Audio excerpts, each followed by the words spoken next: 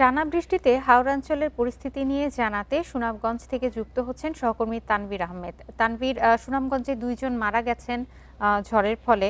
তো আর কি কি ক্ষয়ক্ষতি হয়েছে সুনামগঞ্জে এবং আহত হয়েছেন কিনা কেউ? দেখুন, গত কয়েকদিন ধরে সুনামগঞ্জে টানা বৃষ্টি অব্যাহত আছে, সেই সাথে কালবৈশাখী ঝড়। গতকাল ঝড়ে সুনামগঞ্জ সদর উপজেলার ২ জন কৃষক তারা আসলে মারা গেছেন এবং একই সাথে জামালগঞ্জ উপজেলার আরো কয়েকজন আহত হয়েছেন। আমরা খবর পেয়েছি আহত হওয়ার।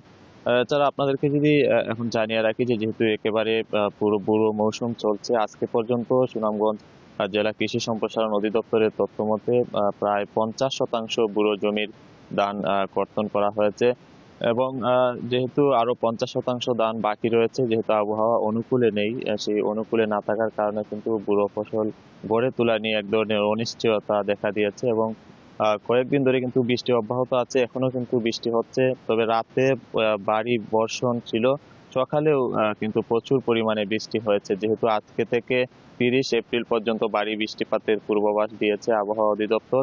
আর সেক্ষেত্রে সুনামগঞ্জ জেলার যে সকল নদীগুলো আছে সেই নদীতে কিন্তু পানি বাড়ছে। আমি এই মুহূর্তে আছি সুনামগঞ্জের তাহিরপুর উপজেলার পাটলাই নদীর তীরে। এই নদীতে গতকাল সন্ধ্যা গতকাল সন্ধ্যা থেকে এখন পর্যন্ত প্রায় 40 সেন্টিমিটার পানি বৃদ্ধি পেয়েছে। এই পানি এখন এই মুহূর্তে বাড়ার কারণে কিন্তু সুনামগঞ্জের যে হাওর গুলো আছে, সেই হাওরের যে ফসল রক্ষা বাঁধ আছে, সেই বাঁধগুলো কিন্তু এক ধরনের ঝুঁকির মধ্যে পড়ছে। যেহেতু কয়েকদিন ধরে বৃষ্টি হচ্ছে, সেই বৃষ্টির কারণে বাঁধগুলো দুর্বল হয়ে গেছে।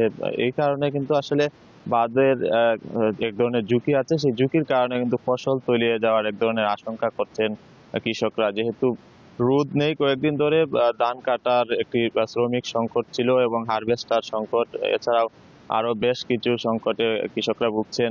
তারা ধান কাটা থেকে শুরু করে মাড়াই সব নিয়ে এক ধরনের বিপাকে পড়েছেন। এই কারণে কিন্তু আসলে কৃষকরা তাদের মধ্যে এক ধরনের উদ্বেগ উৎকণ্ঠা রয়েছে। তো এই ছিল সুনামগঞ্জ থেকে সর্বশেষ। সুনামগঞ্জ থেকে জানাচ্ছিলেন সহকর্মী তানভীর আহমেদ।